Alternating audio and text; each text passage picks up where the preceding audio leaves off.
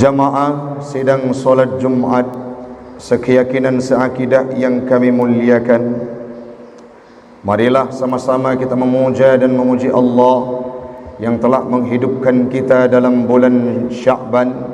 Semoga Allah pula lah yang akan memberikan jaminan kepada kita untuk bisa hidup dalam bulan suci Ramadan tahun ini. Selawat dan salam keharibaan baginda Rasulullah sallallahu alaihi wasallam kepada al dan sahabat beliau sekalian yang kita hormati, Imam Syekh Masjid, guru kita bersama, panitia pembangunan BKM Masjid, pengurus remaja, sidang solat Jumat sekeyakinan seakidah yang kami muliakan. Ya Allah, seperti hari ini kami berkumpul di bawah atap rumahmu, yaitu Masjid Syuhada, maka kumpulkan kami kelak di yaumil qiyamah dalam syurgamu Jannatul Firdaus, Jannatul Ma'wa. Berikan peluang untuk kami bersatu dengan baginda, yakni Nabi Muhammad sallallahu alaihi wasallam. Amin. Amin ya rabbal alamin. Hamba Allah orang Syi'lun, Allah memberikan kita 3 bulan yang datangnya secara berenten dan beruntun. Ada yang namanya Rajab, Sya'ban dan Ramadan. Rasul berpesan dalam sebuah hadisnya di mana beliau menyampaikan bahawa Syahrul Rajab Syahrullah, bulan Rajab itu merupakan bulan Allah, di mana diinstruksikan kepada kita untuk memperbanyak istighfar kepadanya, dan bulan tersebut sudah kita lalui. Yang selanjutnya Nabi menegaskan Syahrul Sya'ban Syahri, bulan Sya'ban adalah bulanku, kata Rasul, di mana dalam bulan Sya'ban itu pula lah Allah memerintahkan kepada kita sebagaimana ayat yang dibacakan oleh tambih tadinya, innallaha wa malaikatahu yusalluna 'alan nabi. Ayat tersebut dikemukakan oleh Allah, difirmankan oleh Allah tepatnya dalam bulan Sya'ban. Kenapa? Karena bulan Sya'ban itu merupakan bulannya Nabi. Syahri, kata Nabi, bulanku, kata Rasul. Maka diperintahkan kita untuk memperbanyak selawat kepadanya. Allahumma salli ala Sayyidina Muhammad. Yang selanjutnya dalam bulan Sya'ban itu pula lah akan diberikan peluang oleh Allah Ta'ala, diampunkan dosa kita, diampunkan segala hal kesalahan yang sudah kita lakukan, tepatnya pada malam Lailatul Nisfu Sya'ban, ataupun lebih dikenal dengan Lailatul Bara'ah, malam pembebasan, malam pelepasan, malam di mana kita akan diampunkan dosa yang akan kita hadapi minggu mendatang hamba Allah. Itu didapatkan dalam bulan Sya'ban, yang mana Nabi berpesan Syahrul Sya'ban Syahri, bulan Sya'ban adalah bulanku. Yang selanjutnya usai bulan Sya'ban akan dihadirkan dan dihadapkan kita dengan bulan suci Ramadan. Itu akan dibahas nantinya kala awal Ramadan ataupun di penghujung bulan Sya'ban nantinya. Ramai para penceramah, para khatib, para penasihat, orang-orang yang memberikan tausiah akan mengemukakan. Para guru-guru kita yang memberikan ilmu pengetahuan dalam majlis ta'lim akan menyampaikan bagaimana faedah-faedah dan tata cara untuk melaksanakan ibadah puasa Ramadan. Rasul berpesan, Syahrul Ramadan Syahrul ummati, bulan Ramadan adalah bulan umatku, kata Rasul.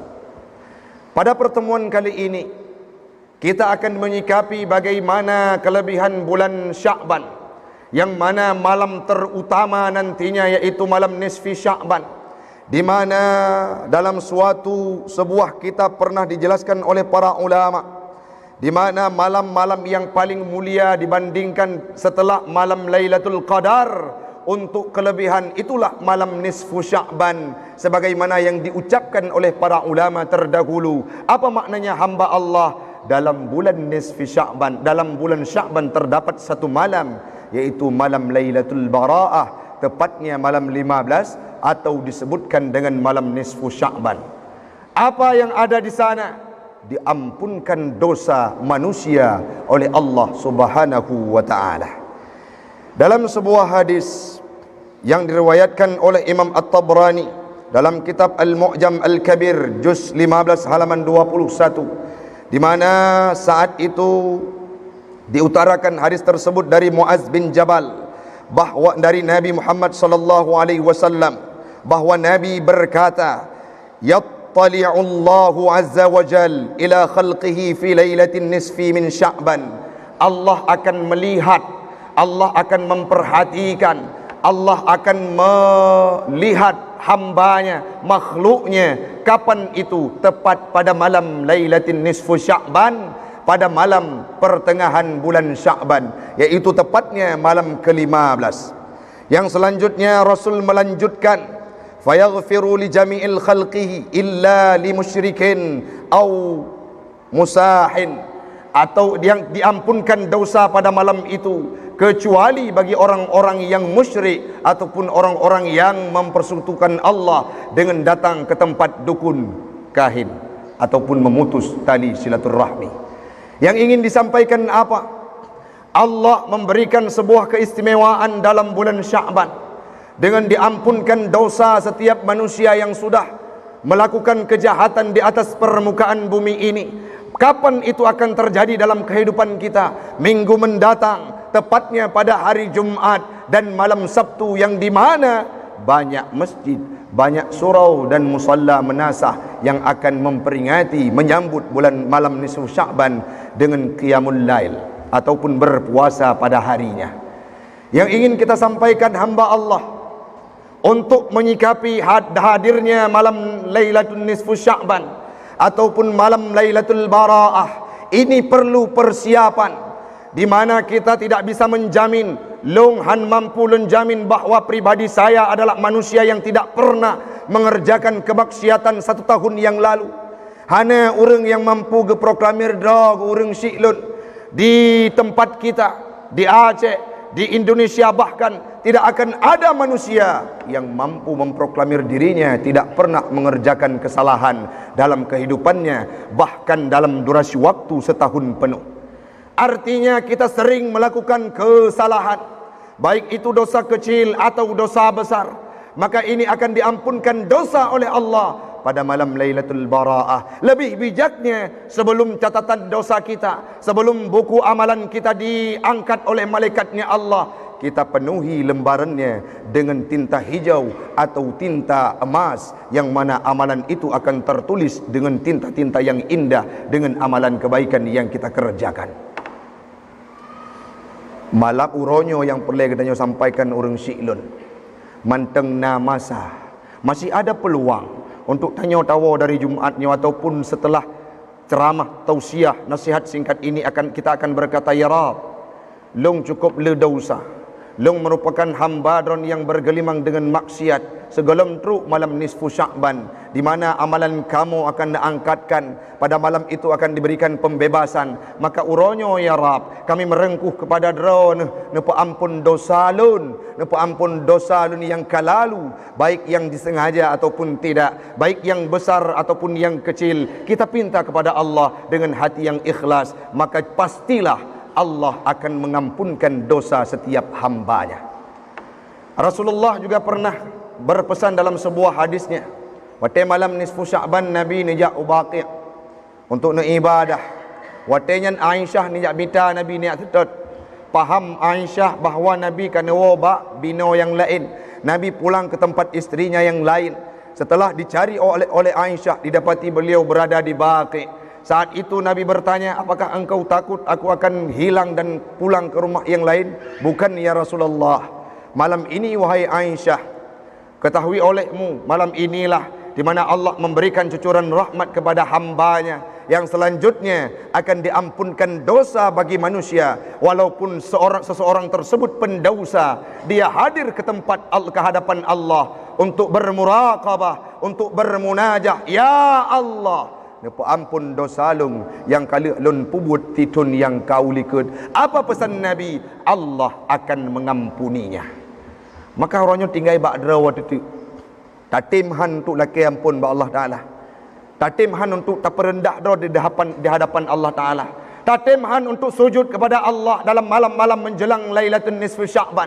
Tatimhan untuk pemalai ba Allah Taala tak menggadai ba Allah. Ya Rab, lung siro hamba yang cukup kuto dalam kehidupan. Kadang-kala lun kerja ba instansi pemerintahan, lun kalon lembaran rupiah saya ikut korupsi di dalamnya. Sibuk lun dengan sabu-sabu, sibuk lun dengan durhaka kepada orang tua, dengan jiran tidak pernah tentram dalam kehidupan, dengan anak saya tidak otoriter, tidak memberikan wewenang kepada mereka, dengan istri saya melakukan tindak pidana.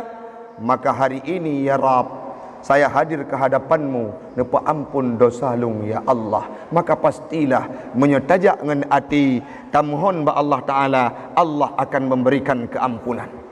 Tengku betul yang dipegahnya bahawa kamu menyalakai taubat ba Allah Taala akan keampun. Betul sesuai dengan firman yang dikun oleh Allah Taala dalam surah Al-Baqarah yang kali lun tuan baca bunau, illal ladzina tabu wa aslahu wa bayyanu fa ulaika atubu alaihim wa ana at-tawwabur rahim. Ayatnya merupakan sambungan ayat dilikut. Bermakna orang Syi'lun tak cerita bacut bahawa pada masa Nabi Muhammad, kafir Yahudi, kafir Quraisy yang menyembunyikan kebenaran, di ayat yang sebelumnya disampaikan oleh Allah, innal ladzina yaktumu, orang-orang yang menyembunyikan apapun yang sudah diturunkan oleh Allah, baik itu wahyu atau Al-Quran. Dalam tafsir Ibnu Katsir dijelaskan bahawa bahkan orang-orang yang menyembunyikan terhadap naat Nabi, sifat Nabi, kebaikan Nabi, mereka itu akan dijanjikan oleh Allah Ta'ala dan dilaknat oleh Allah Ta'ala serta dilaknat oleh malaikat-malaikatnya Allah Ta'ala. Tapi Allah mengistisnakan hal tersebut, illa, kecuali alladzina tabu, orang-orang yang taubat kepada Allah Subhanahu wa taala. Dumna bro orang Yahudi, bagaimana bejatnya orang-orang kafir Quraisy yang ada masa Nabi, yang mereka tidak percaya kepada Nabi, bahkan menyembunyikan kebenaran terhadap Nabi.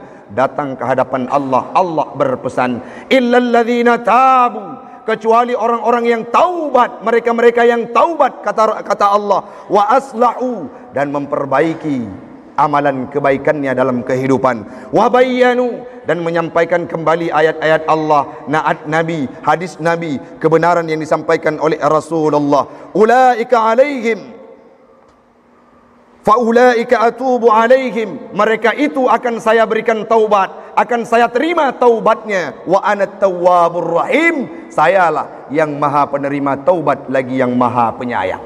Apa yang kita cok ibrah dari ayatnya?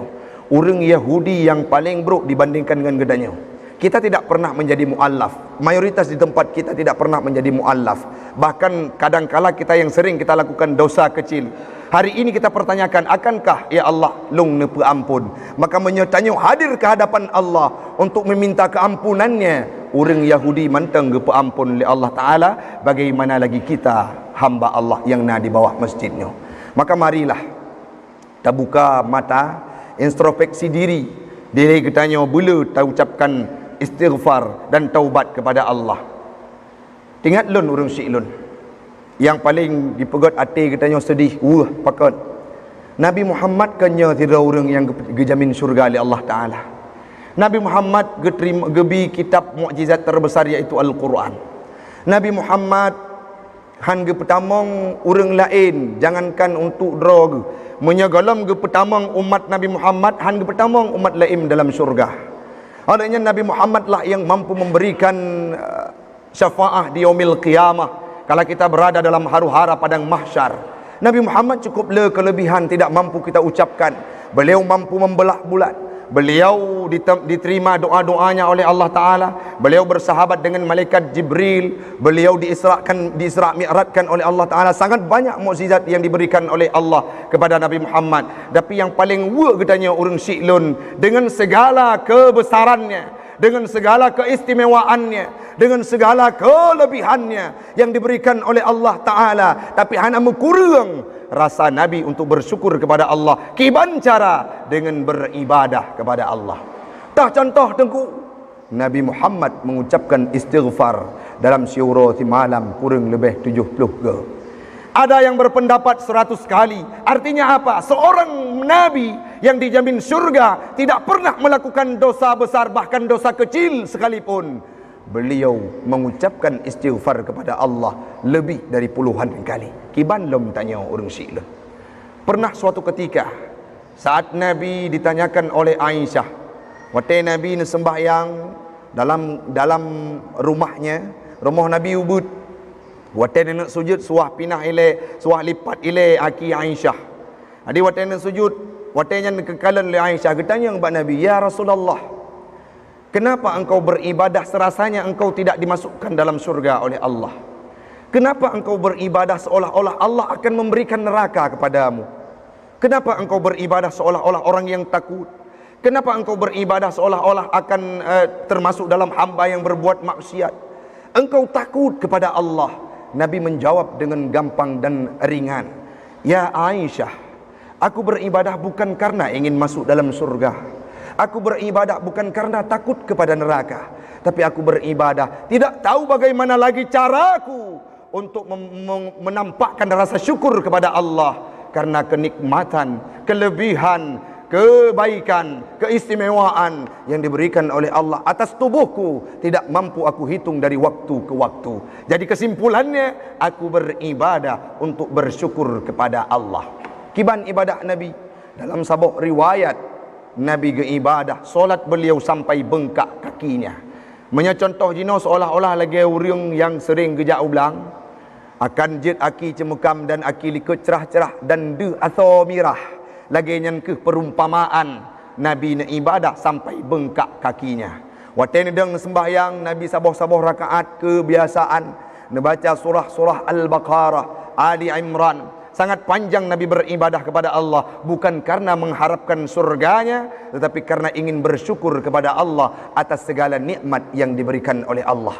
Nabi maksum, tidak pernah mengerjakan kemaksiatan, tapi laginya ibadah Nabi. Tengku kamohan kami tidak mampu beribadah layaknya Nabi, minimal kita akan mengikuti jejak Nabi. Kita sering mengerjakan kesalahan yang kecil, dosa-dosa kecil, tapi kita juga menggantikan dengan istighfar dan taubat kepada Allah Subhanahu wa taala. Jadi kesimpulan, marilah urang Syiah lon introspeksi diri. Kita introspeksi diri sama-sama. Marilah kita berdiri di hadapan cermin dosa, di hadapan cermin lembaran kehidupan kita. Apakah yang sudah kita kerjakan 1 tahun yang lalu?